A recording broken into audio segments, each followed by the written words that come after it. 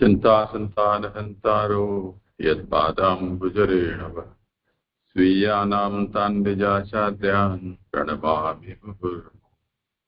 यदनुग्रहतो जन्तुः सर्वदुःखातिगो भवेत् तमहं सर्वदा वन्दे श्रीमद्वल्लभनन्दनम्।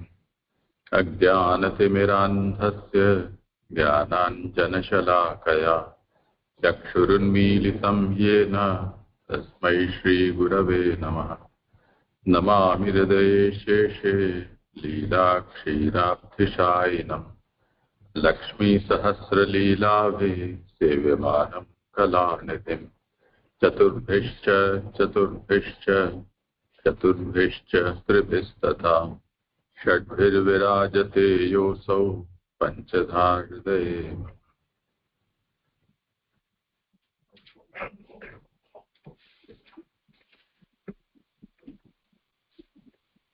करो आरंभ।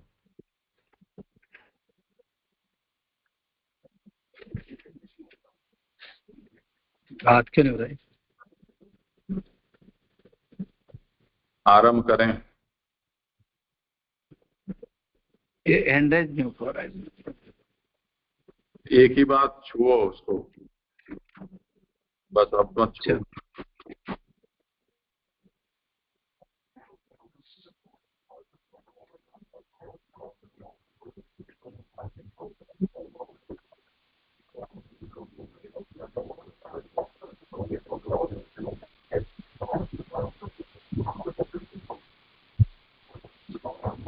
एंडेज नहीं हो रहा है।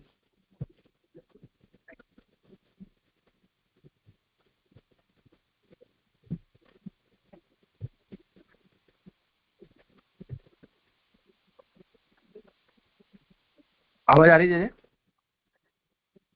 हाँ आ रही है। मैं शुरू करूं?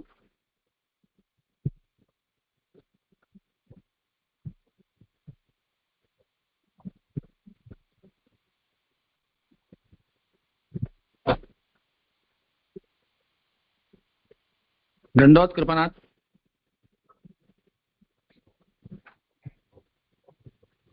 करें आरंभ आप। कल अध्याय द्वितीय स्कंद के अध्याय 7 में तृतीय सर्वांग साधन मनन अंतर्यामी के अवतारों की कथा चल रही है। कल 36वें श्लोक में समय के फेर से लोगों की समझ कम हो जाती है, आयु भी कम होने लगती है।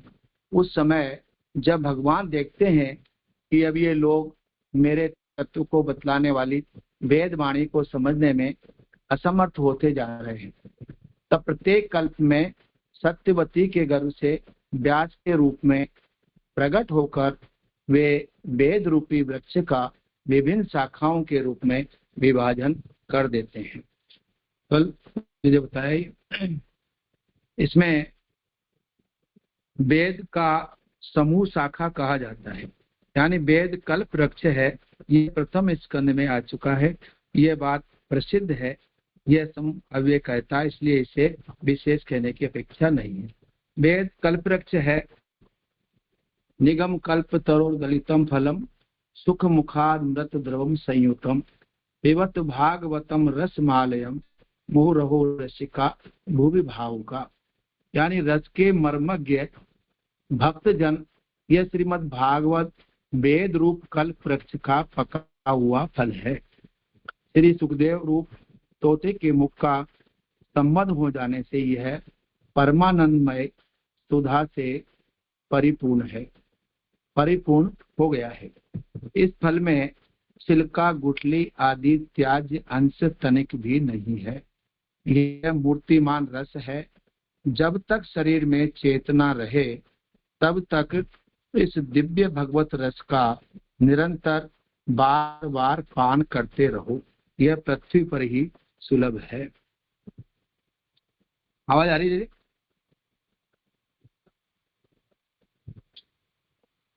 आवाज आ रही है? आ रही है। श्रीमद् भागवत के प्रथम स्कंद के तृतीय अध्याय में 17वें अवतार में सत्यवती के गर्भ से पराशर जी के द्वारा वेद व्यास भगवान के रूप में अवतीर्ण हुए। उस समय लोगों की समझ और धारणा शक्ति कम देखकर आपने वेद रूप वृक्ष की कई शाखाएं बना दी। ततः सप्तदशे जात सत्यवत्यां पराशरात् चक्रे वेदतरो शाखा दृष्ट्वा पुंसोल्पमेधस। यानी श्रीमद् भागवत के प्रथम स्कंद के चौथे अध्याय में भी श्लोक संख्या 14 में सूत उवाच द्वापरे समुने प्राप्ते तृतीय युग पर्यय जात पराशराध्योगी वासव्याम कलया हरे। प्रकार जो है ये 36वां श्लोक कृपनाथ यहाँ पूर्ण हुआ। 37वां श्लोक आभासार्थ अब एतम विशेषण का निरूपण करते हैं। देव दिविषाम निगम वर्तमाने तिष्ठितानां पूर्भिमयेन्विहताभिरदृश्य मूर्भि लोकान् गतां मति विमोह मति प्रलोभम वेशम विधाय बहुभाष्यथोक धर्म्यम। श्लोकार्थ है, कलयुग में दैत्य भी ब्राह्मणों से जन्म लेते हैं और लोगों को दिखाने के लिए वेद मार्ग में ही स्थित रहते हैं। जिनकी माया समझी नहीं जाती, ऐसे तीन फूर बनाकर जब लोगों का नाश करने लगते हैं, तब भगवान भी उन्हीं की तरह बुद्धि को भुला देने वाले सन्यासी आदि कपट वेश को धारण कर बुद्ध रूप से औपधर्म्यम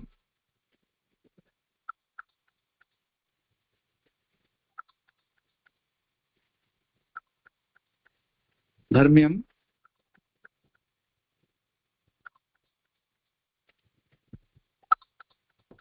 क्या हो गया? फोन आ गया अभी। तब भगवान की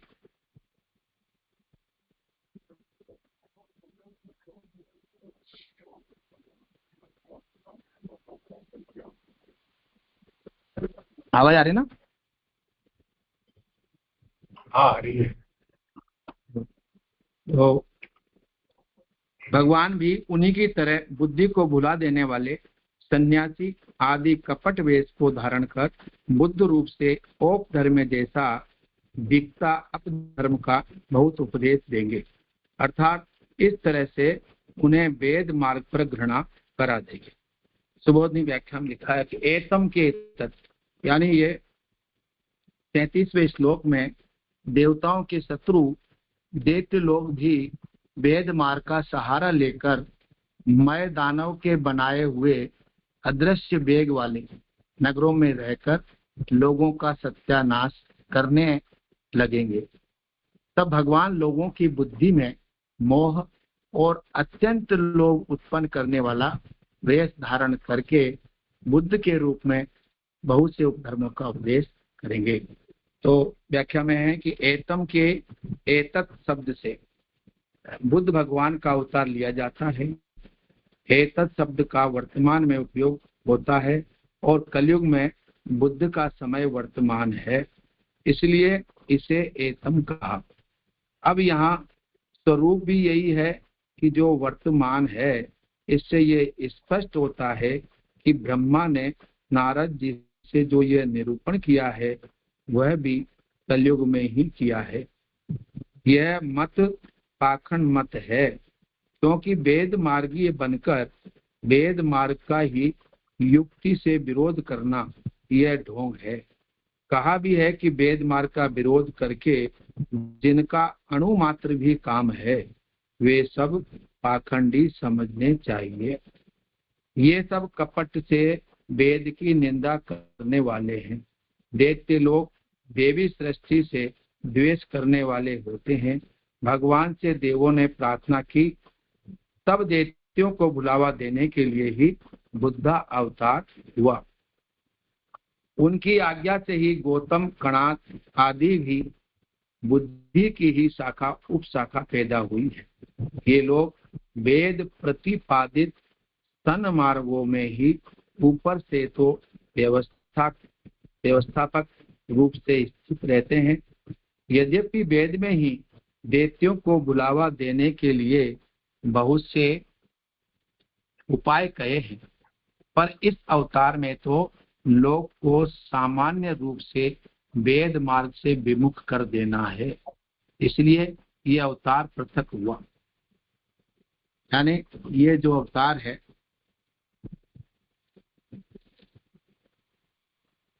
कलयुग के आने पर मगध देश में, बिहार में देवताओं के द्वेषी और दैत्यों को मोहित करने के लिए अजन के पुत्र रूप में आपका बुद्धा अवतार हुआ।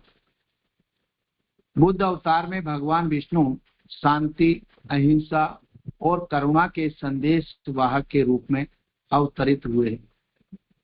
पुराणों के अनुसार वेदों के दुरुपयोग को रोकने और असुरों दैत्यों को भ्रमित कर धर्म की रक्षा के लिए भगवान विष्णु ने यह अवतार लिया। दिष्टितानाम का तात्पर्य यह है कि उन वेदों को, वेद वाक्यों के हम ही आगे चलाने वाले हैं, अर्थात जो हम कहते हैं कि वही वेद भी कह रहा है, इसलिए हम वेद के प्रवर्तक हैं। इस तरह अपने को लोक में वैदिक रूप से प्रसिद्ध कराकर जो कोई उनकी युक्तियों में फंस जाते हैं उनको बुलावा दिलाते रहते हैं, उन्हें वेद मार्ग से बहिर्मुख कर देते हैं।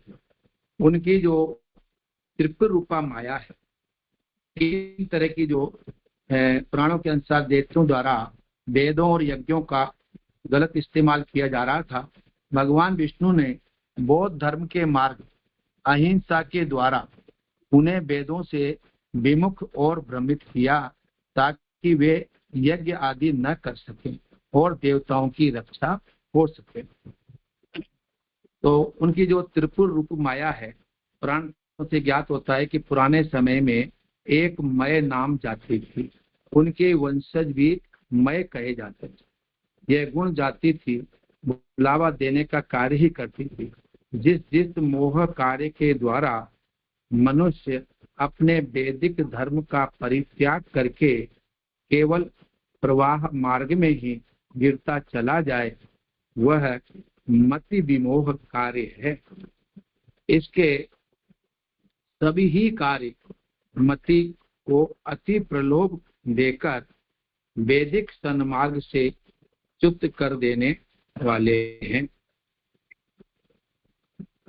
जिस मनुष्य के सब कार्य मति विमोह आश्चर्य करने वाले होते हैं, उसको प्रवाहिक जन समाज बहुत बुद्धिमान, सर्वश्रेष्ठ मानने लगता है। इसके आश्चर्यजनक कार्यों से जन समाज की बुद्धि पर इतनी चकाचौंध छा गई है, आपा मर की बुद्धि इन्हें अभी बड़ा बुद्धिमान, सर्वश्रेष्ठ मान रहा है। अपने इस दबदबे में जनता को लाकर अपना महत्व जमा रखा है।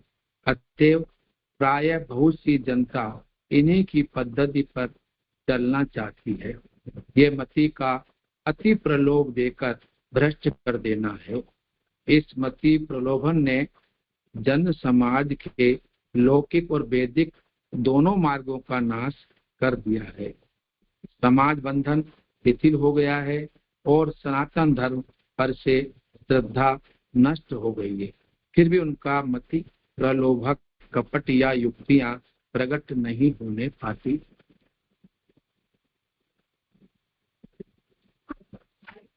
अदृश्य, श्लोक में आया कि अदृश्य मूर्ति नहीं समझ में आती है माया जिनकी, यानी मोह माया को कहते हैं। लोक में जो पदार्थ लौकिक प्रत्यक्ष दिख रहे हैं अथवा जो माने जा रहे हैं, यह सब उनका वास्तविक है तो ब्रह्म वस्तु है। वह वस्तु तत्व रूप में प्रत्यक्ष नहीं हो सकती, क्योंकि ब्रह्म पदार्थ का लौकिक इंद्रियों से प्रत्यक्ष नहीं होता, किंतु वस्तु तत्व से व्यवहार भी नहीं चलता। इसलिए उस तत्व पदार्थ वस्तु में ही जाति और व्यक्तियों की कल्पना वास्तविक नहीं कर ली गई है। अब व्यवहार चला गया। सब गहनों का तत्व पदार्थ स्वर्ण है, पर केवल स्वर्ण से व्यवहार नहीं चलता। स्त्री गहने चाहती है, वहां स्वर्ण गले में लटका देने से काम नहीं चलेगा। व्यवहार गहनों से ही चलता है, इसलिए स्वर्ण वस्तु में ही व्यक्ति गहनों की कल्पना कर ली गई। स्वर्ण तत्व ही अनेक रूप गहनों में प्रकाशित हुआ।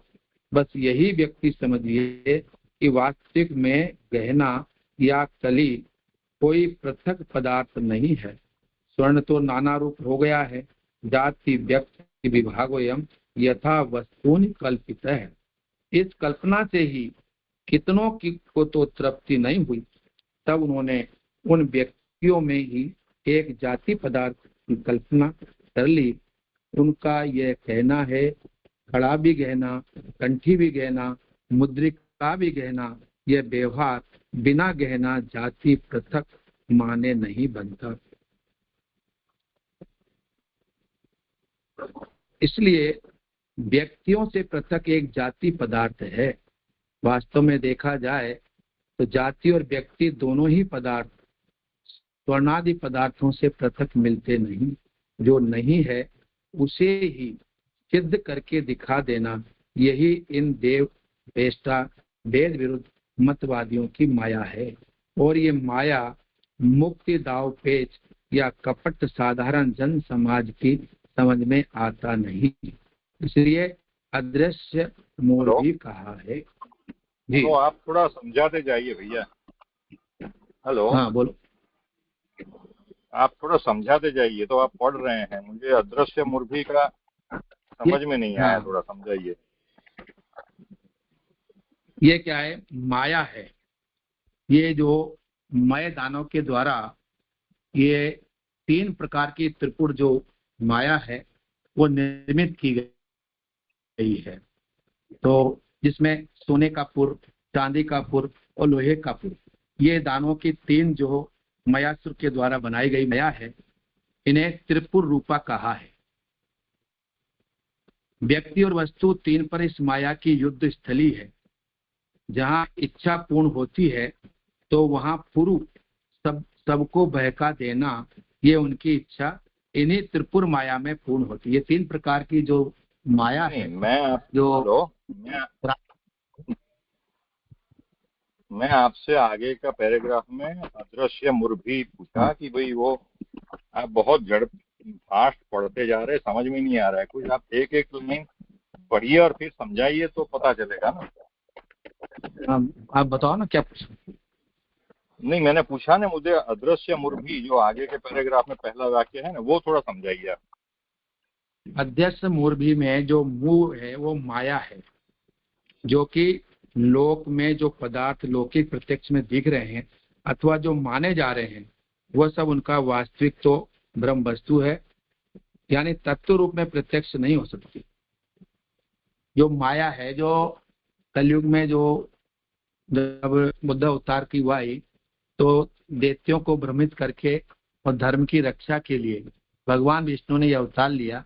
तो यह अवतार मुख्य रूप से कलयुग के प्रारंभ में वेदों की शिक्षाओं को पुनः स्थापित करने के लिए हुआ था। तो यहाँ जो दैत्य हैं द्वारा उनको ये जो अदृश्य मूर्ति बताया ना इसमें, तो ये मुंह जो है माया को कहते हैं। ये इनकी जो 3 प्रकार की त्रिपुर माया है उन्हीं में से है।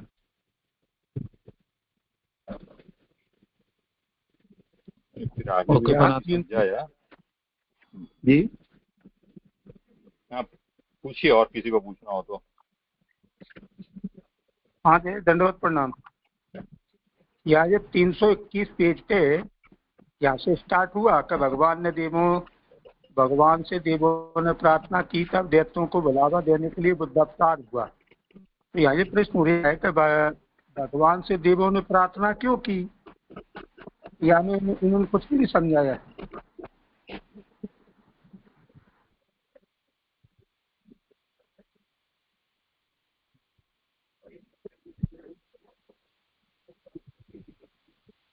मेरी आवाज आई? रामावतार जी बताएं।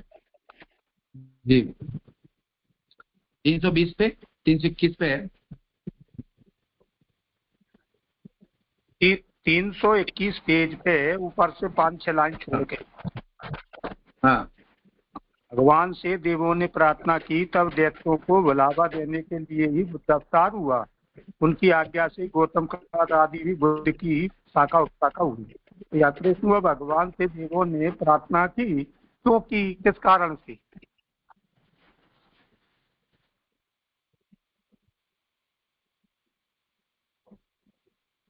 कलयुग में जो है, जो देव इसमें बताया ना अपने श्लोकार्थ में ही कि जो दैत्य भी ब्राह्मण को जन्म लेते हैं और लोगों को दिखाने के लिए वेद मार्ग में स्थित रहते हैं, जिनकी माया समझी नहीं जाती, ऐसे जो ये 3 प्रकार की माया बना लोगों का नाश करने लगते हैं।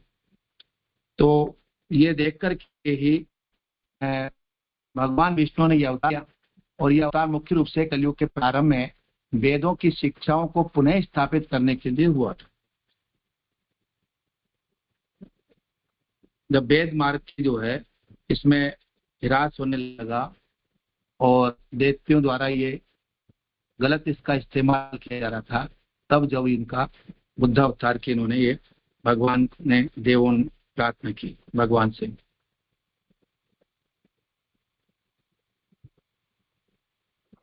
और फिर कृपानाथ जय देव बताएंगे।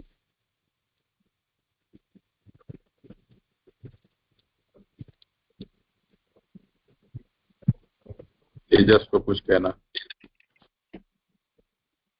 नहीं, वो जे दूसरा क्वेश्चन था। हाँ, तो ये तो हो गया, और आगे इसको कहना हो। हाँ, जय दंडवत प्रणाम। जय जय मेरा करो पहले आगे तो। हेलो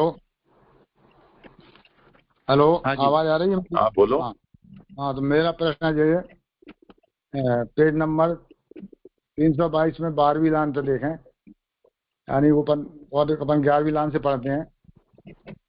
सर्वायक जन समाज बहुत बुद्धिमान सर्वश्रेष्ठ मानने लगता है।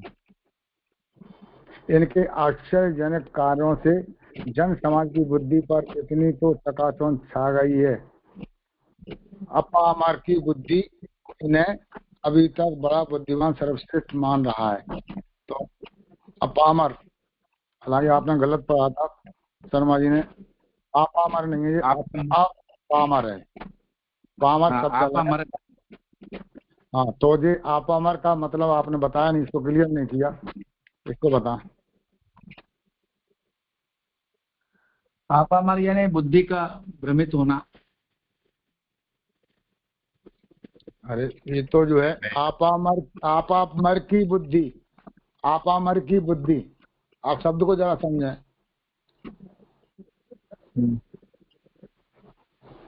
आपामर मारे, मान लो मैं कहूँगा आपामर माने मैं कमललाल की बुद्धि भ्रमित हो गई है, तो आपामर माने क्या है जी, इसको तो बता, क्लियर करें आप।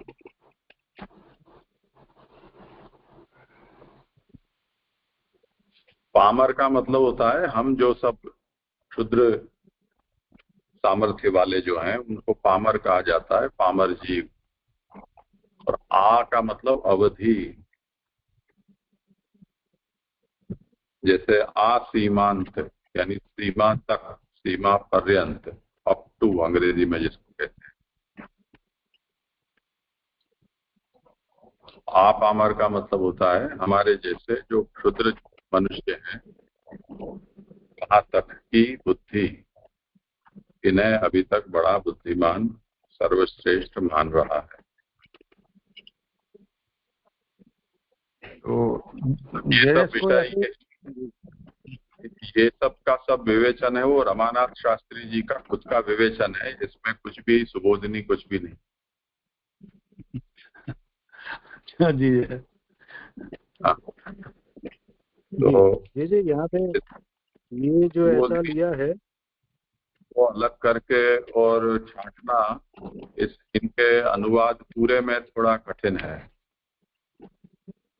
तो इसके लिए तो पीछे ये किया जाना चाहिए कि जो गुजराती वालों ने अनुवाद किया है, नानूभाई गांधी ने, उसका हिंदी अनुवाद अगर किया जाए तो शुद्ध शुद्ध सुबोधिनी का अनुवाद हमें प्राप्त हो सकता है।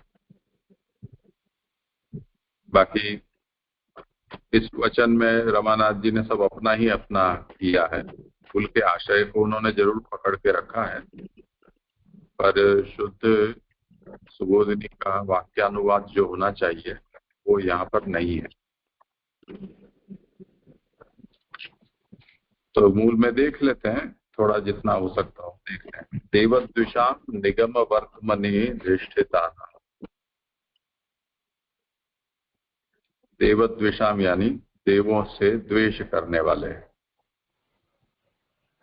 निगम वर्तमनि यानी वेद मार्ग में ये मूल श्लोक का देख रहे हैं। धिष्ठितानाम यानी उसमें रहे हुए। तो वेद मार्ग में जो देवों से द्वेष करने वाले आ बसे हैं, और पूर्व ही मयेना, ये मय दानव था जिसने त्रिपुर बनाया था और वो सभी के लिए संकट का कारण बन गया था। तो उसने 3 पुर बनाए थे, वो रामावतार जी ने बता दिए। उसका बनाने के कारण ये था कि उसमें रहने वाले थे वो सब दैत्य अंश वाले सुरक्षित रहते थे। और उस पुर के लिए ऐसा कहा जाता था कि तीनों के 3 पुर कभी एक अलाइनमेंट में सीधी रेखा में नहीं आते थे, वो तैरते रहते थे। और उनका नाश तभी हो सकता था जब वो एक रेखा में आए, तब उनका एक साथ भेदन किया जाए। इसलिए वो अभेद्य पुर माना जाता था और देवताओं के लिए वो संकट का कारण बना हुआ था। तो ऐसी स्थिति में जब भगवान ने ये देखा कि ऐसा संकट देवताओं के ऊपर है, तब उन्होंने वो त्रिपुर का नाश किया। तो अब यहाँ इस बात को उदाहरण बनाकर ये समझाया जा रहा है कि इस समय कलिकाल में दैत्यों का, ब्राह्मणों का वेश धारण करके और दैत्यगण भूतल पर प्रकट हो गए हैं। और वो भी ऐसा कोई आसुरी वेश धारण करके नहीं, परंतु ब्राह्मणों में भी त्यागी, विरक्ति, तपस्वी, योगी, आचार्य, सन्यास ऐसे रूपेश को धारण करके और वो प्रकट हो गए हैं। और औपधर्म्यम बहुभाषत्या, उपधर्म का उपदेश कर रहे हैं। यानी उपधर्म का मतलब पाखंड। और उनकी वाणी जो है वो बहुत ही प्रलोभन करने वाली है।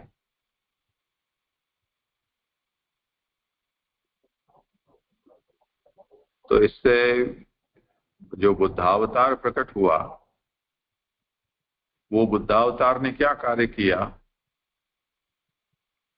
कि जिस प्रकार से वेद में तपस्या और अच्छे वैराग्य, त्याग, ज्ञान, ध्यान, ऐसी सब प्रक्रियाएं बताई गई हैं, उसी प्रकार की सब प्रक्रियाएं बुद्ध ने वेद का विरोध करते हुए, खंडन करते हुए एक समानांतर मार्ग प्रकट कर दिया। और उससे ये लाभ हुआ कि जो वेद मार्ग में दैत्यगण सब प्रविष्ट कर गए थे, वो उसको छोड़कर और बुद्ध के मार्ग में जा जुटे,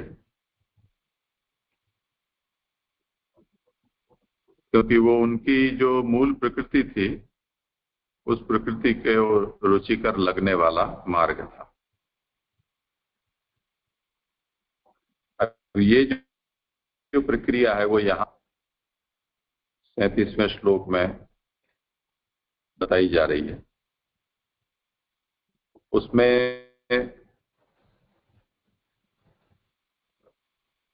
यहाँ ये बताया है, देवद्विषाम निगम वर्तमनि निष्ठितानाम पूर्भिर्मयेन विहिताभिरदृश्य मूर्भिः लोकान ज्ञताम मति विमोहम अति प्रलोभाम वेशम विधाय बहुभाष्यत औपधर्म्यम।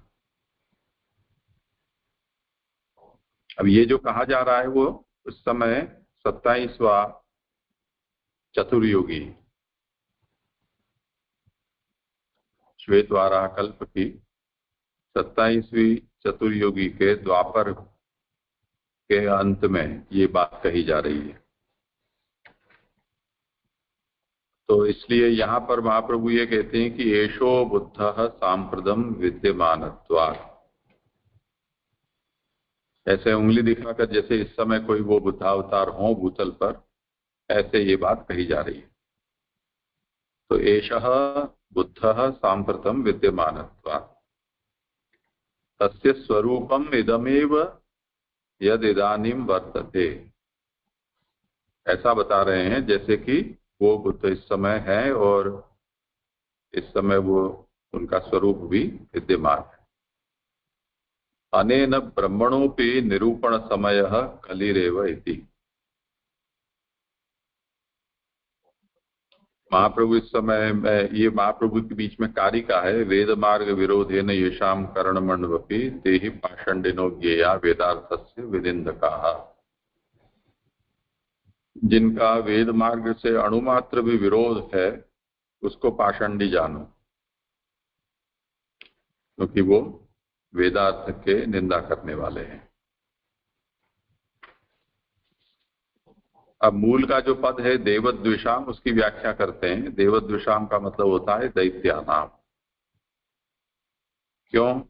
ते ही देवान द्विषंति, दैत्य लोग हैं वो देवों का द्वेष करने वाले होते हैं। तो ऐसे देवों का द्वेष करने वाले दैत्य जब निगम वर्तम में यानी वेद के मार्ग में प्रविष्ट हो गए तो देवताओं को कष्ट होने लगा। तो उन्होंने भगवान से प्रार्थना की, अनेन देव प्रार्थनया दैत्य मोहनार्थम बुद्धावतार। तो अब भगवान से देवताओं ने ये प्रार्थना की कि वेद मार्ग में से इनको बाहर निकालो, क्योंकि वेद मार्ग में मनुष्यों की जब प्रवृत्ति होती है तो सत्कर्म से उनको जो आहुति आदि प्राधान होती है उसके कारण देवताओं को बल मिलता है। और जब दैत्य लोग उसमें प्रवेश कर जाते हैं तब वो सब उल्टा पुल्टा काम करने लगते हैं। जैसे नंदराई जी के अंबिकावन में स्नान के लिए जाना, उसके प्रसंग में ये बात आती है कि नंदराई जी अंबिकावन की यात्रा में गए और वहां उन्होंने मध्य रात्रि में तीर्थ स्नान किया। तो वो रात्रि का जो स्नान है वो आसुरी वेला होने के कारण उस समय अगर कुछ भी धर्म कार्य किया जाता है तो उसका जो भी फल है, पुण्य है, वो सब दैत्यों असुरों को प्राप्त होता है। वरुण को जब ये पता चला कि ये तो नंदराय जी कबीले के सरदार हैं और ऐसे प्रतिष्ठित लोग यदि ऐसा विपरीत आचरण करेंगे तो पूरा समाज उनके पीछे ऐसे ही उटपटांग काम करने लग जाएगा, यानी दुर्मुहूर्त में सत्कर्म करने जाएंगे तो उसका फल है वो असुरों को प्राप्त होगा। तो वो देवता दुर्बल होंगे, असुर प्रबल हो जाएंगे। इसलिए उन्होंने वरुण ने नंदराय जी को बंदी बनाया। तो उस तरह से जो दैत्य लोग या दैत्य के अंश से या दैत्य के आविष्ट लोग जब धर्म मार्ग में प्रविष्ट होकर धर्म मर्यादा का अतिक्रमण करते हैं या उसको विकार युक्त बनाते हैं, तब उससे दैत्यों का पक्ष प्रबल होता है। इसलिए देवताओं ने प्रार्थना की कि जो वेद मार्ग में दैत्यों का प्रवेश हो गया है उनको किसी तरह से उसमें से बाहर निकाला जाए।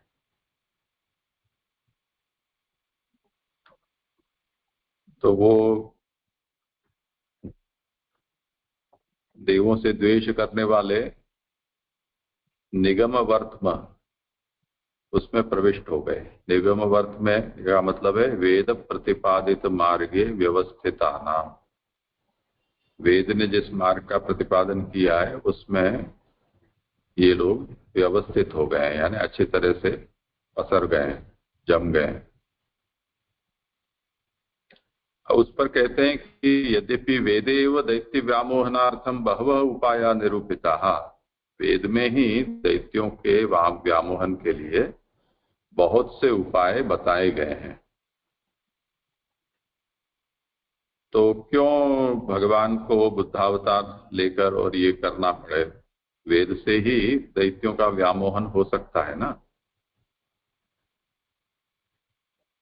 तात्पर्य ये है कि वेद तो सीधा संसार छूटे, भगवत प्राप्ति हो, मुक्ति प्राप्ति हो, यही वेद का मुख्य संदेश है।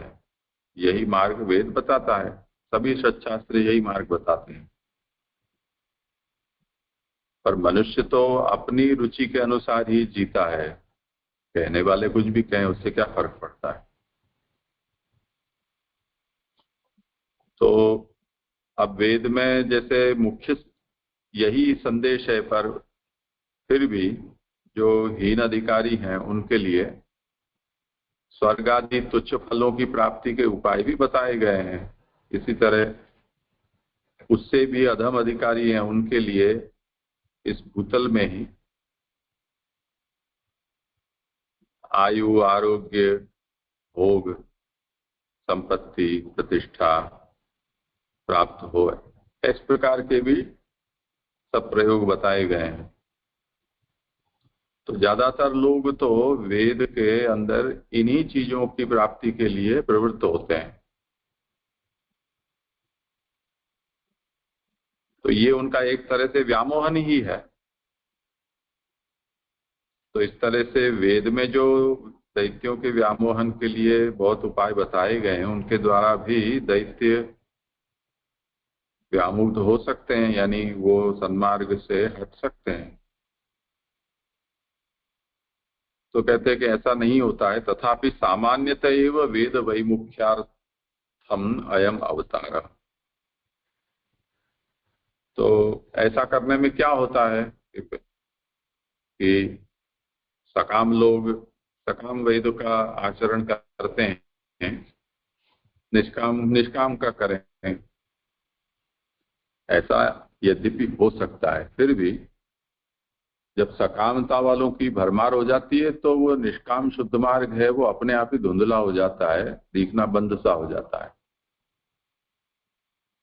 इसलिए इस प्रकार का जो व्यामोहन है वो पर्याप्त नहीं है। जैसे हाईवे में आजकल ऐसा देखने मिलता है कि 2 लेन वाला हाईवे हो तो 1 लेन सर्विस की लेन चलती है, एक ओवरटेकिंग की लेन होती है दाहिने हाथ वाली पहली, बीच वाली होती है वो केवल जाने के लिए है, और बाएं हाथ वाली जो लेन होती है वो पार्किंग लेन बोली जाती है। यानी कहीं कुछ आपको तकलीफ हो गई तो आपको वहां उस लेन में खड़े रहना है। और अक्सर ये देखा जाता है कि पार्किंग वाली लेन को ओवरटेकिंग के लिए लोग उपयोग करते हैं, और जो ओवरटेकिंग वाली लेन होती है उस पर ट्रक वाले और ऐसी धीमी गति से चलने वाले वो बड़े आराम से उसमें चले जाते हैं, कितना ही हॉर्न बजाओ वो साइड नहीं देते हैं। तो अब ये सब बातें किताबी हैं, साइन बोर्ड में सब नियम बता दिए गए हैं। उससे भी ज्यादा इन सब नियमों को तोड़ने वालों के लिए फिर कुछ दंड भी दिया जाता है आर्थिक रूप से। पर फिर भी लोग तो अपने ही ढंग से चलते हैं। तो हम कोई व्यवस्था बना दें उसका मतलब वो व्यवस्था उसी तरह से चलेगी, ऐसा भ्रम में नहीं रहना चाहिए। तो वेद में दैत्यों के व्यामोहन के लिए उपाय तो बताए हैं, परंतु वो उपाय पर्याप्त नहीं होते हैं। इसलिए एक बार तो कुछ ऐसा हमें जैसे घर की सफाई करते हैं तो दिवाली के दिन या ग्रहण के समय अपने यहाँ बड़ी सफाई चलती है, ऐसा कुछ करना ही पड़ता है। तो ये जो एक ऐसा अवतार की आवश्यकता है कि जो इन कचरों को साफ करे। इसलिए कहते हैं कि तथापि सामान्यतः एव वेद वैमुख्यार्थम अयम अवतार। ये जो दुष्ट लोग घुस गए हैं सन्मार्ग में, उनको वहां से निकालने के लिए एक अवतार की आवश्यकता है।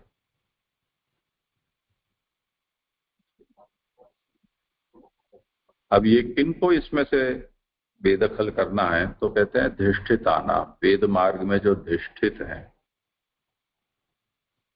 धिष्ठिता अधिष्ठाय स्थिता, यानी अच्छी तरह जिन्होंने अपने पांव जमा दिए हैं, उनको उखाड़ कर फेंकना है। तो ये धिष्ठित हैं, वो कैसा, वो ऐसा कहते हैं कि वयमेव वेद प्रवर्तक, वो अपने आप को ही वेद का प्रवर्तक मानते हैं। तो जो शुद्ध वेद का प्रवर्तन करने वाले हैं वो तो कहीं कोने में दुख के बैठे हैं, और यही लोग अपने आप को, जो दैत्य के देवों के द्वेषी हैं, वो दैत्यगण अपने आप को वेद मार्ग का प्रवर्तन करने वाले हैं ऐसा साबित करते हैं। तो इति लोकानाम व्यामोहार्थे आत्मानं वैदिकत्वेन ज्ञापयित्वा, वो लोगों को बेवकूफ बनाना चाहते हैं, भ्रमित करना चाहते हैं, इसलिए अपने आप को वो वैदिकत्वेन ज्ञापयित्वा, हम वैदिक हैं ऐसा अपने आप को वो प्रचारित करते हैं। और समागतान व्यामोहयन्ति, उनके पास जो भी आते हैं उनको वो बेवकूफ बनाते हैं।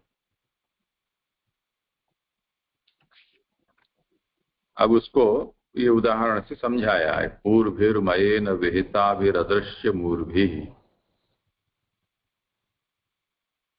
जैसे उसने 3 पूर्व ऐसे अभेद्य दुर्ग बना लिए थे, उस प्रकार से ये भी एक प्रकार का ऐसा ही अभेद्य पुर सा हो गया है। उसके बताते हैं कि पूर्वी ही त्रिपुर रूपा भी,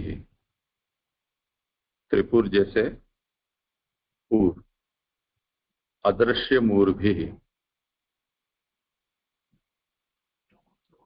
मूर माया के मूल में विहिताभिरदृश्य मूर्भि, उसका ये व्याख्यान कर रहे हैं कि अदृश्य मूर्भि का मतलब है, मूर का मतलब है माया, देखी न जा सके ऐसी। उसकी व्याकरण से व्युत्पत्ति समझाइए कि ये शब्द कैसे व्युत्पन्न होता है। तात्पर्य ये है कि ये है माया का कार्य है, माया कार्यम किंचित इत्यर्थः, ये माया का कार्य है। अदृश्या मूर्यासु ता अदृश्य मुरः ताभिः पूर्भिः त्रिपुरैः ताएव ही मयेन विहिता, मय दानव था जिसने ऐसा किया, उसके द्वारा ये प्रेरित हुए। अनेन मार्गद्वयम अपि ते नाशयन्ति इति सूचितम वैदिकम लौकिकञ्च। तो ये जो इनकी माया है वो ऐसी कि जिसने दोनों ही मार्गों का नाश कर दिया। दोनों का मतलब है वैदिक भी और लौकिक भी। तो ऐसी जब स्थिति होती है, यानी लौकिक का नाश कैसे, कि बुद्ध आए तब उनके चरित्र में आता है कि वो जिस गांव से गुजर जाते वो पूरा का पूरा गांव सन्यासियों के उनके पीछे चलने लगता। ऐसी माया उनकी फैली।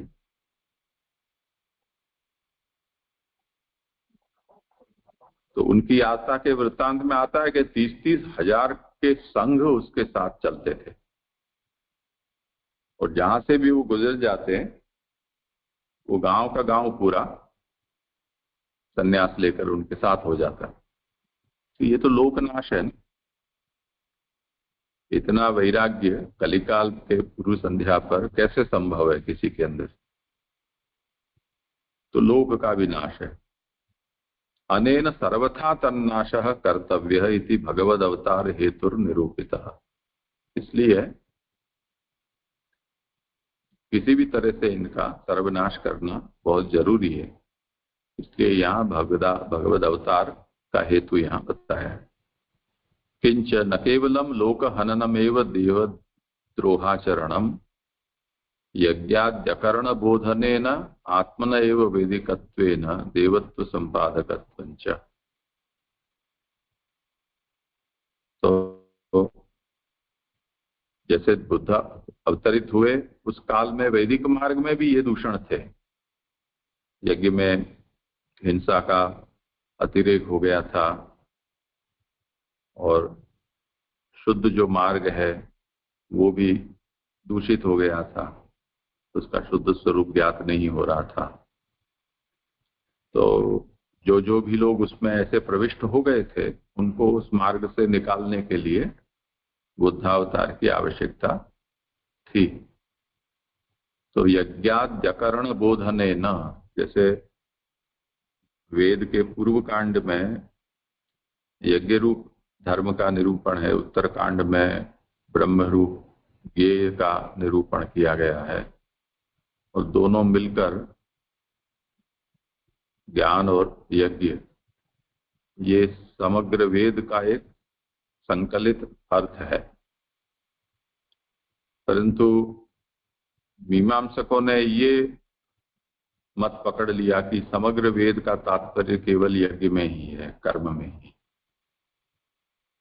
तो उन्होंने जो वेद का ज्ञान कांड है उस ज्ञान कांड की उपेक्षा कर दी। दूसरी ओर जिन्होंने उपनिषद को ये कहा कि ये वेद का अंत है, वेदांत है, और अंत में जो कहा गया है वो ही उसका सार कहा जाना चाहिए, तो पूरे के पूरे वेद का सार है वो उपनिषद ही है। तो उन्होंने ये कहकर कि जो वेद उपनिषद का जो मुख्य निरूप्य विषय है वो ब्रह्म है, ब्रह्म ज्ञान है, तो पूरा का पूरा जो कर्मकांड है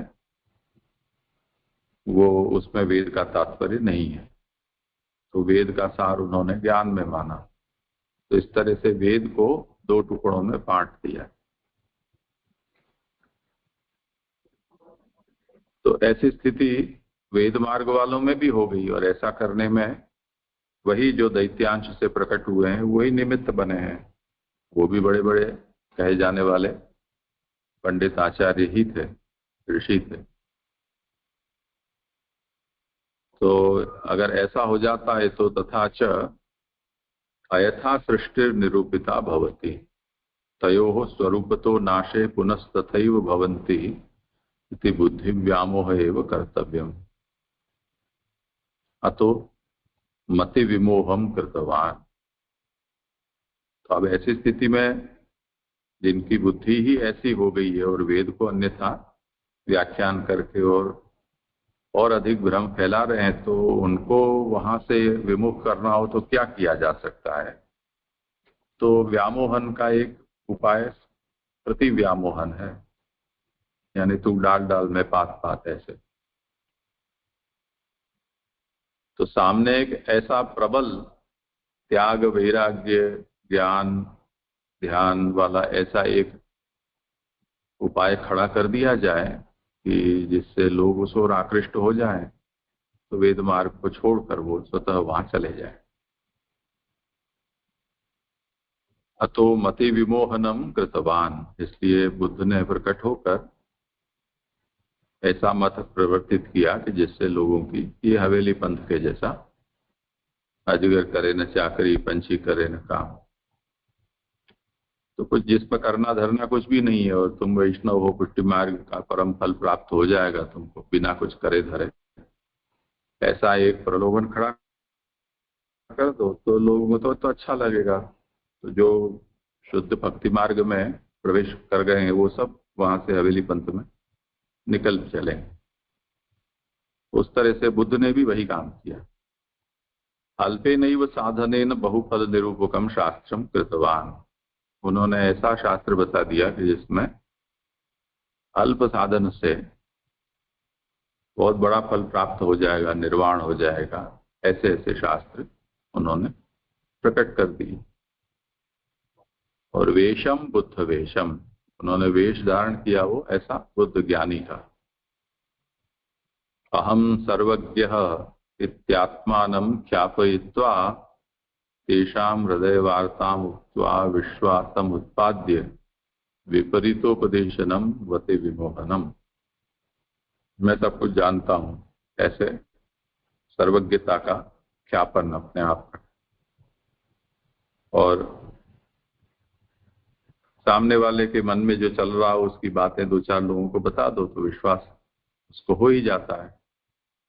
उसके बाद कुछ भी विपरीत उपदेश करोगे तब भी वो आपकी गिरफ्त में आ गया है तो आपकी बात को मान के ही रहेगा वो।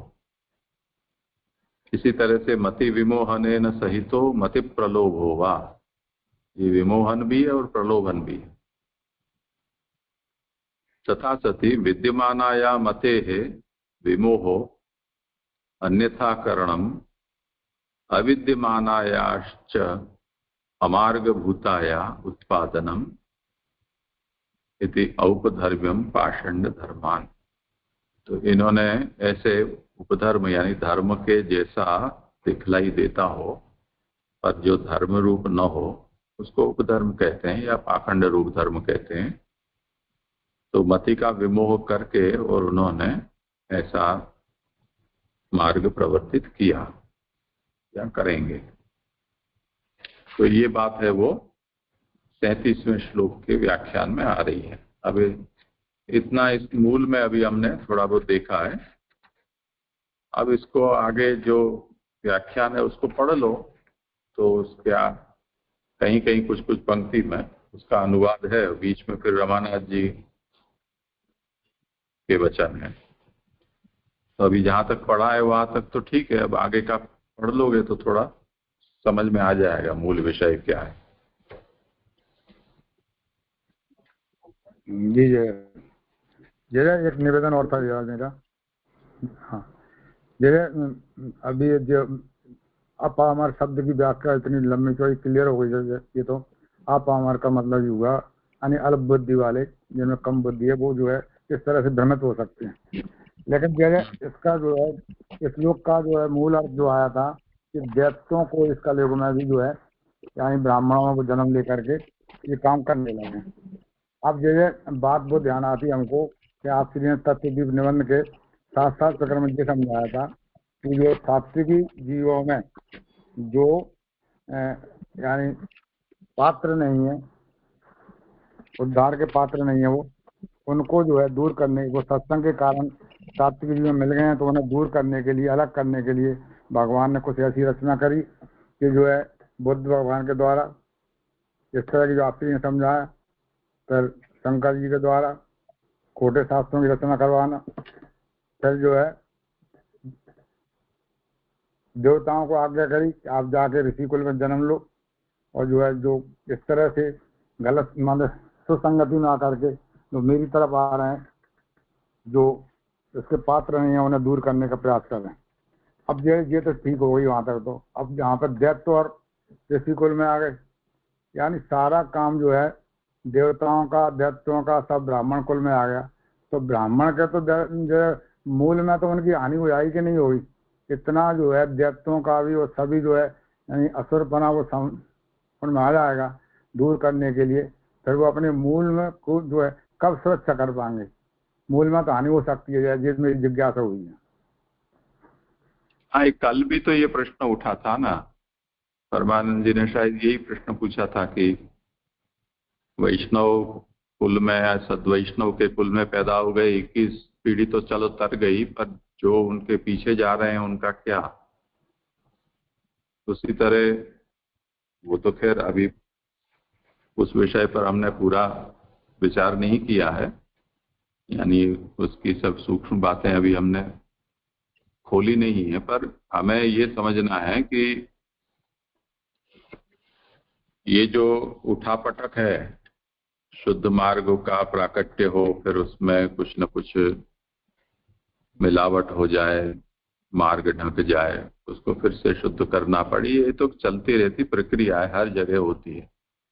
अपने घर में भी हर रोज हम नहाते हैं, हर रोज सफाई करते हैं, हर रोज कपड़ा धोते हैं, घर का भी नवीनीकरण होता रहता है, खेतों में भी ऐसा होता है, शरीर में भी बीमारी आती है, फिर से उसका सुधार करते हैं, ये सब चलता है। उसी प्रकार से ये जो सन्मार्ग है उसके साथ भी यही बात है। तो अब जैसे हम आरक्षण की जो प्रक्रिया है उसको हम देखें तो यही है ना कि जो सन्मार्ग है उसमें दैत्यों का प्रवेश कराने के लिए जो भारत सरकार है वो ही आरक्षण की व्यवस्था को पोषित करती है। उसमें उनका ये हित है कि उनको वो जो समुदाय है उनसे समर्थन मिलेगा चुनाव में, तो वो अपना पक्ष का या व्यक्ति का हित पोषित हो उसके लिए जो अयोग्य हैं, अनधिकारी हैं, उनको भी सन्मार्ग में प्रवेश या अधिकार दिलाने के लिए तत्परता बताते हैं। अब वो फिर व्यवस्था बिगड़ी, क्योंकि जो 35% वाला है वो भी उसी उच्च शिक्षा में प्रवेश करेगा और 99 वाला भी उसी में प्रवेश करेगा। तो आगे जाकर जब कार्य करने का प्रसंग होगा तब तो हानि होनी ही वाली है। अयोग्य व्यक्ति अयोग्यता को लेकर ही रहेगा। तो उच्च पद मिल जाने के कारण कोई योग्यता बढ़ थोड़ी जाती। अब फिर वापस जब लोग हल्ला मचाएंगे, इसका दंड भुगतेंगे, तो फिर से कुछ न कुछ उसमें सुधार लाने का प्रयास किया जाएगा। तो भगवान की लीला में ये इसलिए होता है कि ब्राह्मणों जन्मना गुरु हूँ, ऐसी एक प्रतिष्ठा उसकी है ही। तो चाहे तो अच्छा काम कराना है, चाहे तो बुरा काम कराना है, दोनों ही अगर ढंग से कराना है, व्यापक रूप से कराना है, तो उसके लिए माध्यम ब्राह्मण ही अच्छा रहता है, ऐसा देखा जाता है।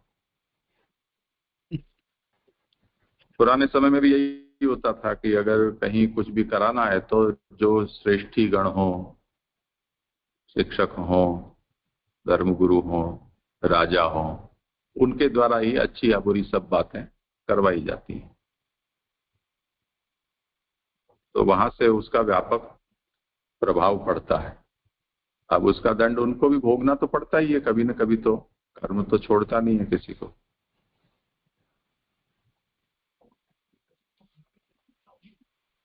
सात्विक होंगे, सन्मार्ग का आश्रय लिया होगा भगवान ने, जिनका दैवी जीव के रूप में वर्ण किया होगा, उनके लिए फिर वो शास्त्र का मूल अर्थ है वो प्रकाशित होता है, ऐसा समझना चाहिए।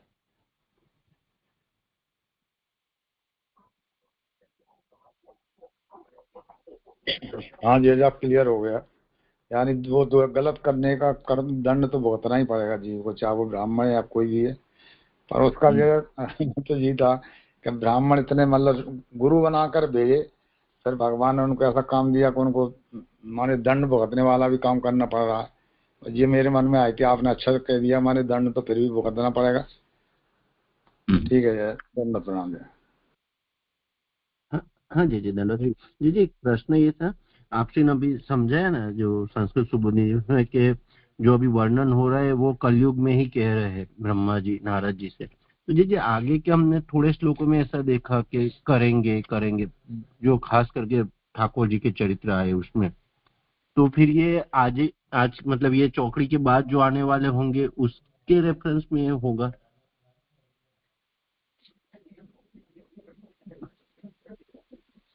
क्या अभी जो आया ना उसमें ऐसा आया कि अभी जो वर्णन किया वो ब्रह्मा जी ने कलयुग में किया, नारद जी को जो कहा वो एक तरह से आपसे ने समझाया। और आगे जो हमने इसमें थोड़े जो श्लोक आगे देखे जो खास करके कृष्ण भगवान के चरित्र के रेफरेंस में आएंगे, उसमें कुछ भविष्य वाले आएंगे कि भगवान ये करेंगे, श्री गिरधर जी को धारण करेंगे आदि। तो हम ऐसे समझे कि ये कलयुग के बाद जो आने वाला है उसके रेफरेंस में ये बात होगी। हाँ, दूसरी चतुर्युगी जो आएगी उसके लिए है। अच्छा, हाँ जी प्रणाम जैसे जैसे यहाँ पे ये जो रमानाथ शास्त्री जी का जो स्टार्ट हो रहा है, ये पुराणांतरों से ज्ञात होता है कि पुराने समय में एक मय नाम जाति थी, उसके वंशज भी मय कहे जाते थे। यह गुण जाति थी। ये जैसे गुण जाति यानी वो कैसे, यानी वो तामस गुण की ऐसा गुण जाति या उसको कैसे कहते हैं? नहीं, ये तो रमानाथ जी ऐसे ही कुछ कह रहे हैं, उसको ध्यान देने लायक विषय नहीं है। जी जी जी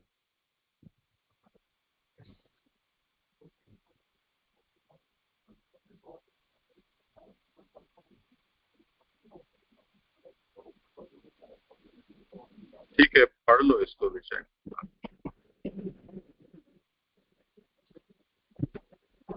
तो ये पूरा कर दूं इस श्लोक? पढ़ लो। तो वैसे तो कृपानाथ जय ने जो है पूरा श्लोक स्पष्ट कर ही दिया है, और अब मैं इसको बोल देता हूँ। ये तीनों जो पुर हैं वो अदृश्य माया है। इन तीनों में आई हुई माया किसी के समझ में नहीं पाती। एक सत्वे द्वयम नास्ति, विशेषण नासे विशिष्ट नाश है। कालिक संबंध और अनिवर्तनीयता आदि इन लोगों की अनेक माया है। ये सब माया है पहल मय नामक दानव ने चलाई थी। बुद्ध अवतार ने इन्हीं युक्तियों का उपयोग करके लौकिक और वैदिक दोनों सन्मार्गों का नाश कर दिया।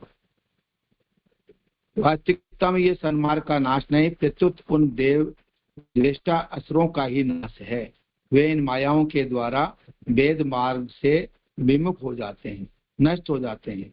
इसलिए वैदिक मार्ग में घुसे हुए ऐसे असुरों का नाश करना ही भगवान के अवतार का कारण है। यानी ये जो वेद मार्ग से विमुख हो गए उनको उन असुरों का यानी उन राक्षसों का भगवान के अवतार के द्वारा इनका अवतार होना ये बताया है। वास्तविक वेद निंदा हेतु नहीं है।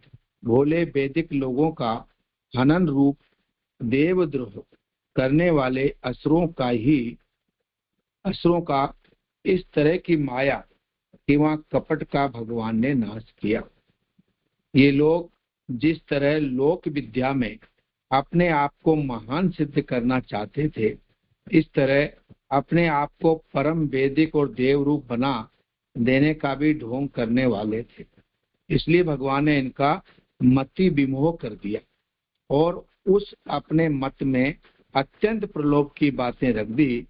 हमारे शास्त्रोक्त साधनों का यदि कोई अनुष्ठान करेगा तो उसे अल्प साधनों से महान फल मिलेगा। यानी इनको जो विमोह कर दिया, तो उसमें इन मत में इन्होंने कुछ प्रलोभन वाली इनकी बातें रखी। उसमें बताया कि हमारे शास्त्रोक्त साधनों का यदि कोई अनुष्ठान करेगा तो उसे अल्प साधनों से महान फल मिलेगा, ऐसा इनको ये प्रलोभन दिया। तो इत्यादि महालोभ दिया।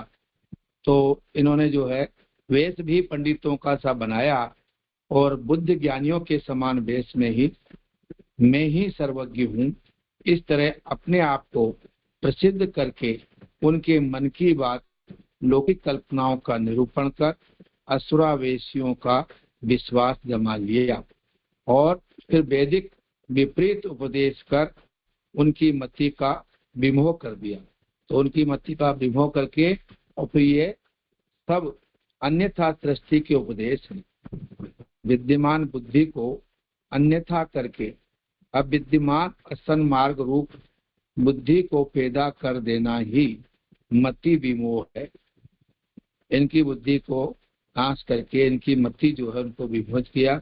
इस तरह भगवान बुद्ध ने असुरों की बुद्धि का विमोहित करने को पाखंड धर्मों की सृष्टि की। इस प्रकार ये 33वां श्लोक यह पूर्ण हुआ।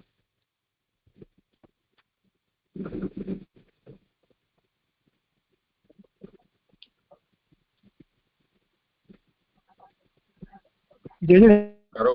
प्रणाम। जय जय, एक प्रश्न था कि लास्ट में आया ना कि इस तरह भगवान बुद्ध ने असुरों की बुद्धि का विमोहित करने को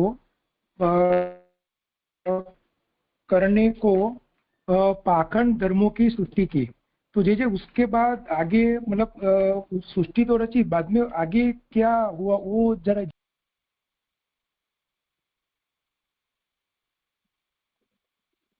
आवाज पूरी है, पूरी बात करो आप। हाँ, आवाज नहीं आ रही। यहाँ पे वर्णन आया कि भगवान बुद्ध ने ये जो सब माया का मतलब जो वेद मार्ग था वो ऑपोजिट वे से उन्होंने प्रचारित किया और सब असुरों की बुद्धि का विमोहित कर दिया और करने से वो जो पाखंड धर्म था उसकी सृष्टि की, ये वर्णन आया। तो बाद में आगे क्या हुआ था वो मुझे जानने की जिज्ञासा थी।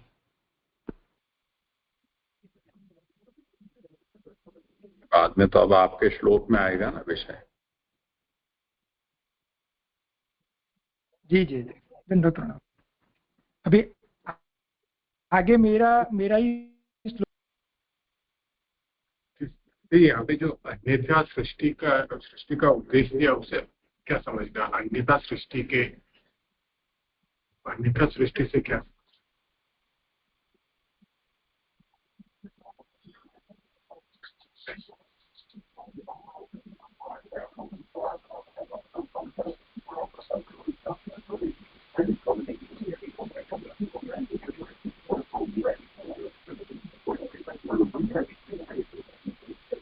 अब इनका अनुवादक का क्या अभिप्राय वो तो थोड़ा समझना मुश्किल है, पर हमने जैसे मूल में देखा कि विद्यमानाया मते है विमोहो, जिसकी जहां मति है विद्यमान है उस मति का विमोह करना यानी उसको भ्रमित करना। अन्यथाकरणम, यही इसी को अन्यथाकरण कहा जाता है। अन्यथाकरण मतलब उसको उल्टा कर देना, ऐसा। और अविद्यमानायाश्च अमार्ग भूतायाः उत्पादनम, जो विद्यमान ही नहीं है, जो मार्गभूत ही नहीं है, उसका उत्पादन, उसको पैदा कर देना, तो यही वो सृष्टि है। तो कुछ ऐसा अभिप्राय इनका अनुवादक का हो, ऐसा लग रहा है कि विद्यमान बुद्धि को अन्यथा करके अविद्यमान असन्मार्ग रूप बुद्धि को पैदा कर देना मति विमोह है। तो इसी को अन्यथा सृष्टि के उपदेश है, यह सब अन्यथा सृष्टि के उपदेश है, ऐसा तात्पर्य वैसा लग रहा है। जी करो सुनील भाई आगे। जी जी जी, धन्यवाद प्रणाम। अभी हम 38वां श्लोक आभासार। इस तरह एतम का निरूपण करके अब ईश्वर पद के अवतार का निरूपण करते हैं। तो आगे जो भी दूसरा स्कंद में जो भी मतलब दूसरा अध्याय और 12वां श्लोक में जो आ रहा है वर्णन ठाकुर जी का, उसका ही यहाँ ईश्वर पद जो उसमें आता है वही पद के वो आगे अवतार का निरूपण अभी ये श्लोक में करेंगे। श्लोक ये स्वपि सत्तान्न हरे कथाः स्युः पाखंडिनो द्विजना रुसला नृदेवः स्वाहा स्वधा वस्थिति स्म गिरो न यत्र शास्ता भविष्यति कलेर भगवान युगान्ते। श्लोकार। जिस समय सज्जनों के घरों में भी भगवान की कथा बंद हो जाएगी, ब्राह्मण लोग पाखंडी हो जाएंगे, राजा लोग शूद्र हो जाएंगे, और जब कहीं भी स्वाहा, स्वधा और वसट आदि शब्दों का सुनना भी बंद हो जाएगा, तब कलयुग के अंत में कली के शासन करने वाले भगवान अवतार धारण करेंगे। सुबोधिनी जी, अन्य युगों में बाहर सब जगह भगवान की कथा होती रहती है। तदनंतर द्वापर आदि में सज्जनों के घरों में भगवत कथा होती थी, किंतु जब घोर कलयुग वर्तेगा तब सत्पुरुषों के घरों में भगवान की कथा नहीं होगी। तब दुष्टों के दमन करने भगवान कल की रूप प्रकट होंगे। तो यहाँ पे त्रेता युग जैसे वो युगों में जो भी सभी जगह पे भगवान की कथा होती थी, मतलब अलग अलग जगह पे, घर के अंदर भी बाहर भी, सभी जगह पे। और तब जब द्वापर युग आया तब सज्जनों के घर में ही कथा होती थी, बाहर नहीं कथा होती थी, सिर्फ घर में होती थी। लेकिन जब कलयुग वर्तेगा तो सत्पुरुषों के घर में भी भगवान की कथा नहीं होगी, घरों में नहीं होगी, और तब वो दुष्टों के जो दमन करने वाले भगवान है वो कल की रूप से प्रकट होंगे।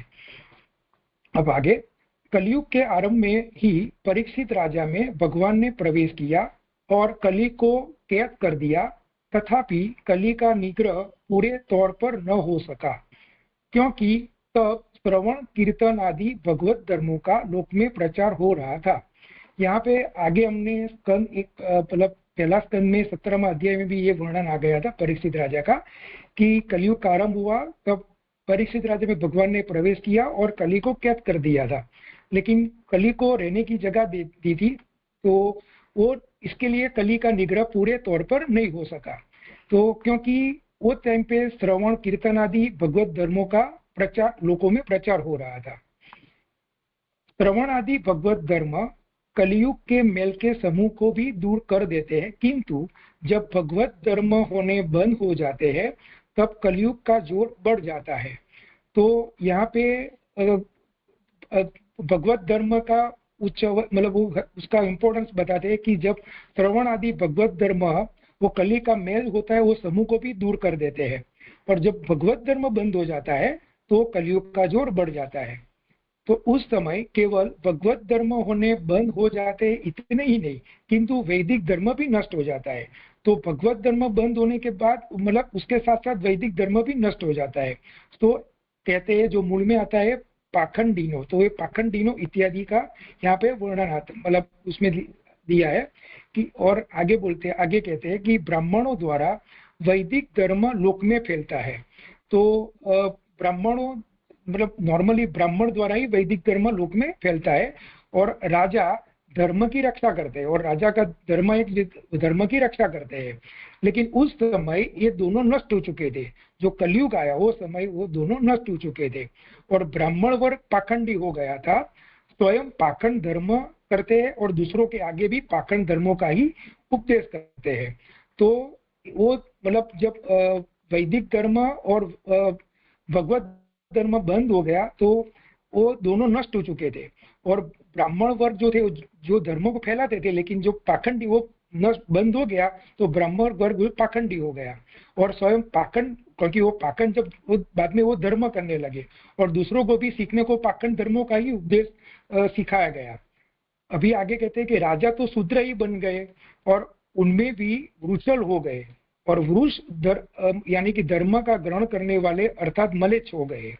तो जो राजा थे, जो पहले जो राजा थे वो धर्म का पालन करते थे, रक्षा करते थे, वो अभी नहीं करते, वो शूद्र ही बन गए, और उनमें भी वो मलेच्छ हो गए क्योंकि धर्म का उसको धर्म ग्रहण नहीं करते थे।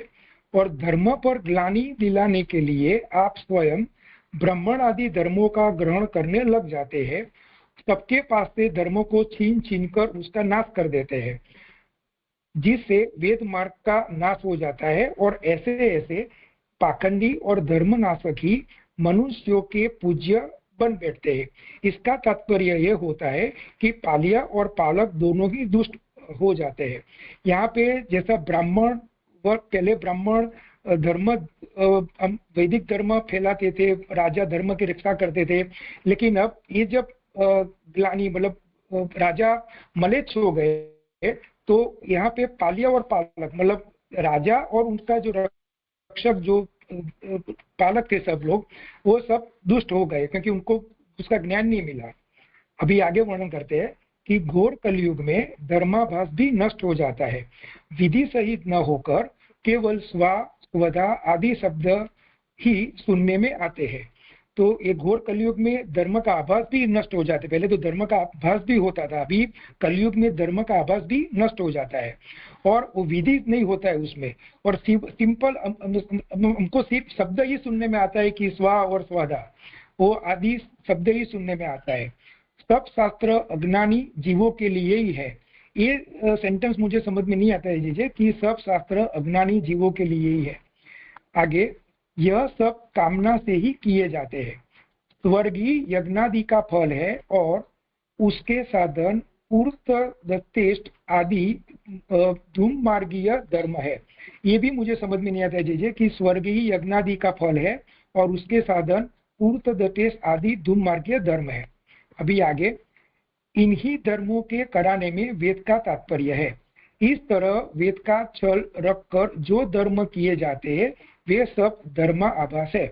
यहाँ वेद का छल जो रखकर मतलब वेद का पालन नहीं, लेकिन उसका छल, उसमें जो छल के साथ धर्म किए जाते हैं तो वो सिर्फ धर्माभासी है और धर्म का अनुकरण ही मात्र है, वो भी धर्म का अनुकरण है।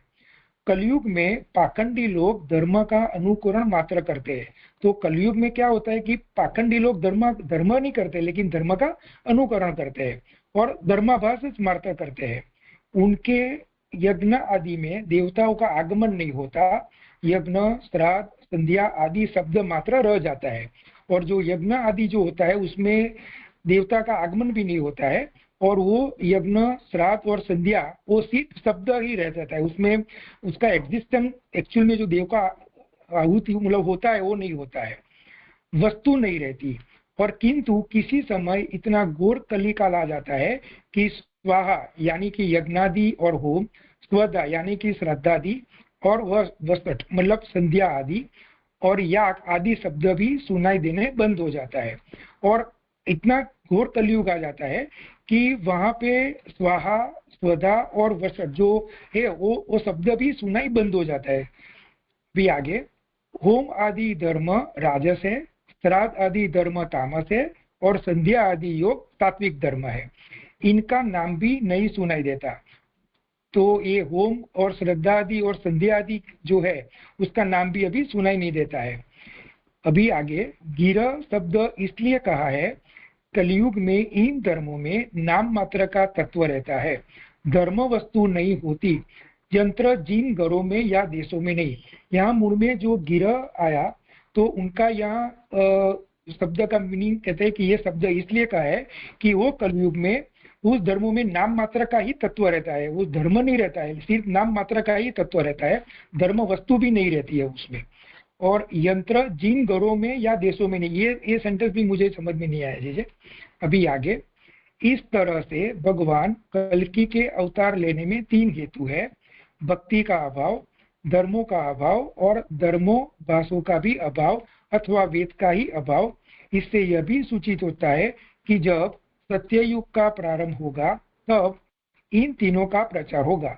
अभी एक कल्कि का जो अवतार हुआ उसका हेतु महाप्रभु जी अभी आगे सुबोधिनी में देते हैं कि उसका तीन हेतु है कि भक्ति का अभाव, तो भक्ति का अभाव होने हो, धर्मों का अभाव और धर्माभास भी नहीं होता है या अथवा वेदों का ही अभाव। तो इसलिए ये कल्कि का अवतार भगवान ने कल्कि में अवतार लिया। और इससे यह भी अभी ये जो चौकड़ी होता है मतलब जो अभी कलयुग खत्म हो जाएगा और सतयुग का प्रारंभ हो जाएगा और तभी ये तीन जो अभाव हो उसका प्रारंभ होगा मतलब उसका प्रचार होगा। यह सब चतुर्युग की समाप्ति में होगा। भगवान कहने का तात्पर्य यह है कि इस अवतार में सभी भगवत धर्मों का आविर्भाव हो जाएगा। यहाँ जो मूल में आया कि कले भगवान युगान्ते, तो भगवान कहने का यहाँ यह तात्पर्य है कि यही अवतार में भगवत धर्मों का प्रागट्य होगा। तो जे यहाँ पे ये 38वां श्लोक मेरा संपन्न हुआ। जे दंडवत प्रणाम। जे मेरे को ये जो समझ में नहीं आया जो ऊपर मतलब 324 नंबर के पेज में पहली लाइन है कि सब शास्त्र अज्ञानी जीवों के लिए ही है। ये जीजे कौन से सेंस में किया है वो समझ में नहीं आता है जीजे। ये मूल में है ही नहीं तो मैं क्या बताऊं।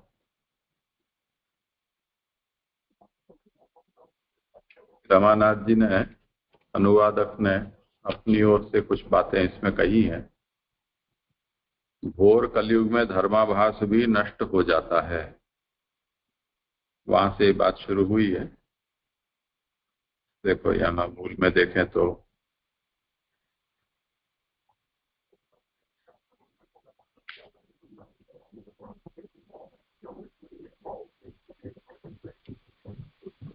वही ही सर्वत्र भगवत कथा युगांतरेषु स्थिता ततो द्वापरादिषु सतामालयेषु कलिप्राचुर्य सताम अप्यालयेषु हरे कथा न भविष्यन्ति तदा शास्ता कल्कि रूपेण भविष्यति इति।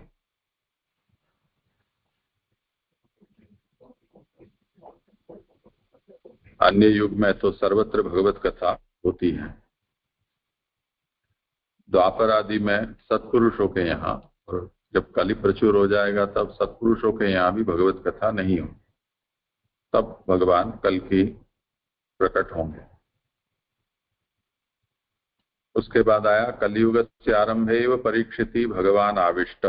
कलयुग के आरंभ में ही परीक्षित में भगवान ने आवेश किया और परीक्षित में आविष्ट होकर कलि का निग्रह भी किया। तथापि तथा न गृहीत निग्रहित कलि, फिर भी जैसा चाहिए वैसा निग्रह कलि का नहीं हुआ। भगवत धर्माणाम प्रवर्तमान ते ही कलिमल संहति कलनाः न केवलम भगवत धर्मा भाव एव किंतु वैदिकोपि धर्मो गतः इति निरूपयति। अब स्थिति ये हुई कि इस काल में धर्म का अभाव है, परंतु वैदिक धर्म भी अब नहीं रहा है। इसका निरूपण करते हैं कैसे, तो धर्मो ही जन्यते ब्राह्मण ही पाल्यते राजा भी। ब्राह्मण धर्म का प्रवर्तन कराता है और पालन राजा के द्वारा होता है, यानी रक्षण। ते उभय नष्टा, कली में दोनों ही नष्ट हो गए। पाषंडिनो विद्वज्जना जाता, जो भी जानकार लोग हैं वो पाखंडी हो गए। पाषंड धर्मानेव कुर्वन्ति बोधयन्ति च, उनका यही जीवन रह गया है कि पाखंड धर्म का ही आचरण करो और बोध भी पाखंड का ही करो।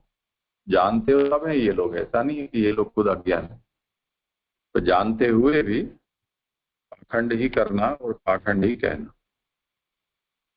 नृदेवा राजानश्च शूद्रा एव जाता, और राजा और ये सब है वो भी शूद्र ही अब तत्स्थानी हो गए हैं। और उतना ही पर्याप्त नहीं हो ऐसा उसमें तत्रापि वृषमेव लांति आददत इति वृषलाहा म्लेच्छाः इति यावत्, म्लेच्छ जैसे हो गए। धर्ममेव स्वयं गृह्णन्ति नाशनार्थम, ये धर्माचरण करते हैं, वो धर्माचरण से कुछ सिद्धि प्राप्त करने के लिए नहीं या कृतार्थ होने के लिए नहीं, पर धर्म का नाश करने के लिए वो धर्म को अपनाते हैं। कुर्वन्ति वा प्रमाण नाशाय, और वो धर्माचरण करते हैं वो भी उसके प्रमाण का नाश करने के लिए करते हैं। जो अभी नंदराई जी के अंबिकावन के स्नान के उदाहरण से बताया कि अगर वो करते तो वो प्रमाणित हो जाता कि हाँ ऐसे समय में स्नान किया जा सकता है। जैसे अभी अपने महाराज श्री पधारे हैं आपके मध्य प्रदेश के लंदन में सोम यज्ञ करने के लिए, तो अब वो सिद्ध हो जाएगा कि हाँ वहाँ यज्ञ हो सकता है, जबकि शास्त्र ये कहता है कि वहां जाने मात्र से वह पतित हो जाता है ब्राह्मण। तो कुर्वन्ति वा प्रमाण नाशाय, ये शास्त्र का जो प्रामाण्य है, जब वो इस प्रकार का आचरण करते हैं तो जो शास्त्र नहीं जानते हैं और जो लोग ही जिनके यहाँ जो गुरु हैं वही शास्त्र के स्थान पर हैं, प्रमाण के रूप में जाने जाते हैं, वही जब प्रमाण का लोभ कर देते हैं तो शास्त्र का प्रामाण्य तो अपने आप नष्ट हो जाएगा। तो ते ही नृणाम देवाः पूज्याः, क्योंकि वो ही अब मनुष्यों में देव समान पूज्य हो चुके हैं। अनेन पाल्याः पालकाश्च उभय दुष्टाः इति ज्ञातम्, इसलिए पालक और पालित ये दोनों ही दुष्ट हैं। और उससे भी आगे कहते हैं कि धर्माभासोपि गतः। अब इससे आगे जब बात बढ़ेगी तब ये, अभी तो ये चल रहा है धर्माभास, पाखंड ही पाखंड चल रहा है, आगे वो स्थिति होगी कि वो पाखंड रूप धर्म भी नहीं बच जाएगा।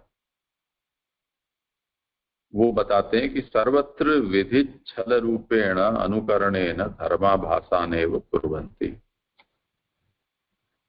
जो भी विधि का पालन करते हैं वो छल से करते हैं और धर्माभास ही करते हैं। तत्र देवादीनाम, इसलिए इस अब पंक्ति का व्याख्यान इन्होंने यहाँ ये किया है, अभी जो आप पूछ रहे हो संशय का, कि घोर कलयुग में धर्माभास भी नष्ट हो जाता है, विधि सहित न होकर केवल स्वाहा स्वधा आदि शब्द ही सुनने में आते हैं। अब इसमें ये जो आता है देखो, तत्र देवादीनाम सान्निध्या भावात यागा भावेपि स्वाहादि शब्दाः श्रूयन्ते। ये जो धर्म होते हैं उसमें ये होता है कि यज्ञादि कर्म जब किए जाते हैं तब देवताओं का सानिध्य होता है और जो भी आहुतियां दी जाती हैं वो देवताएं उसको ग्रहण करते हैं। तो अब यहाँ देवों का सानिध्य तो रहेगा नहीं, अब तो बचेगी आग। आग में घी डालते जाओ, धुआं होगा।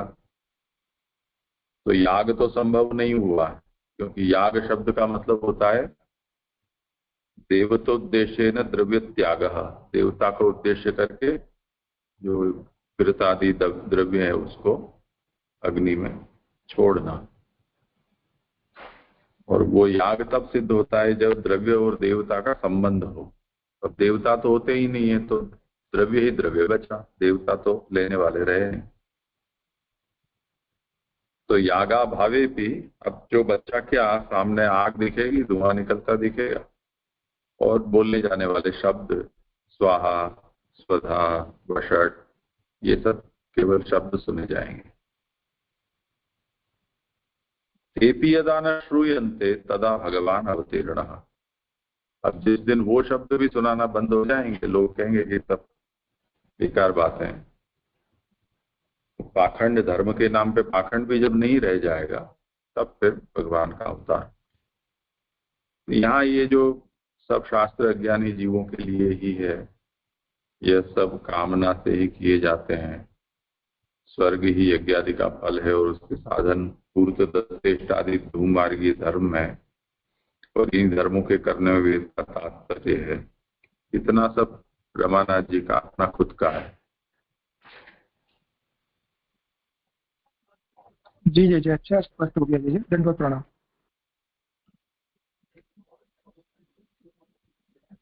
जी यहाँ पे ये पूर्त दत्तेष्ट आदि धूम मार्गीय धर्म है, ये क्या है? ये पूर्त दत्तेष्ट उसको वो क्या है, वो समझ में नहीं आया। यानी परोपकार का जो काम करना उनको पूर्त दत्त इष्ट कर्म कहा जाता है। जैसे अन्न क्षेत्र चलाना, प्याऊ बना देना, बावड़ी खुदवा देना, विश्राम गृह बना देना, ये सब सकाम होते हैं।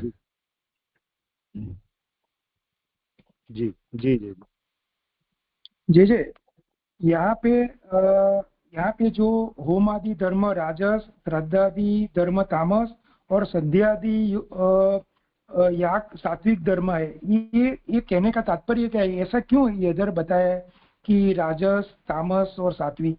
इसका यहाँ पे क्या संबंध है, वो समझ में नहीं आया।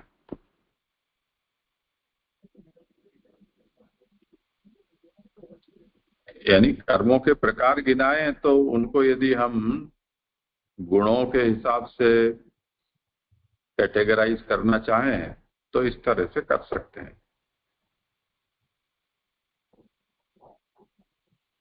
जी जी जी। जी हमें अंत में जी ऐसा है ना कि यानी भक्ति का अभाव और धर्म का अभाव और धर्मवासु का भी अभाव जब हो जाएगा तब यानी कल की अवतार होगा। इसका तात्पर्य ये है कि सतयुग में फिर इन तीनों का प्रचार होगा, ऐसा लिख रहा है। तो फिर भक्ति का भी प्रचार होगा जी सतयुग।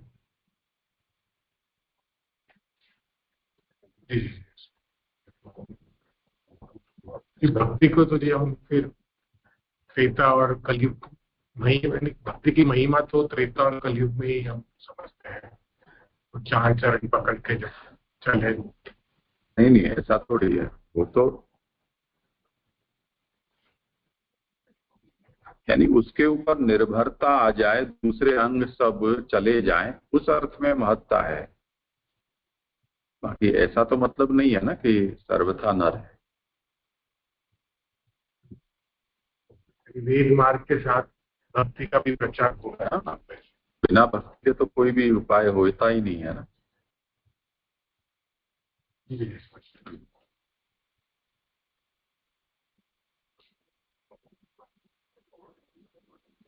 आपके कितने श्लोक हैं?